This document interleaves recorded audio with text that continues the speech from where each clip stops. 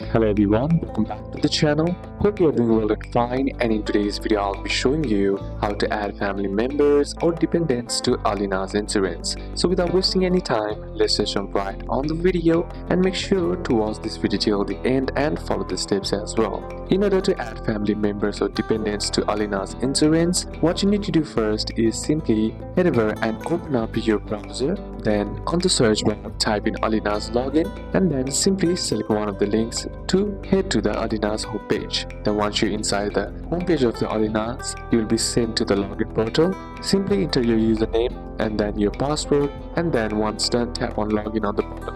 Once logged into your account, what you need to do is go to My Policies or Manage Policies. To do it, simply scroll down on the dashboard, or if you don't find an option, tap on the three horizontal bar on the top right corner of the screen and select My Policies, and inside My Policies, select Manage Policy, and then this will show you active insurance plan. Simply tap your health or family or travel policy. Then look for Add Dependent or Add Family Member option. This may appear as Add Dependent, Add Member, and Add Insured Person. Manage insured persons and family members. Simply tap on it. Then next is to enter the details. You will need full name, date of birth, passport or ID number, and relationship like spouse, child or parent, and nationality, and contact details if needed. All you gotta do now is upload required documents like copy of passport or ID, marriage certificate for spouse, birth certificate for children, and visa or permit if international plan. Simply take a clear photo or upload a PDF as well. Then lastly, all you gotta do is review and confirm.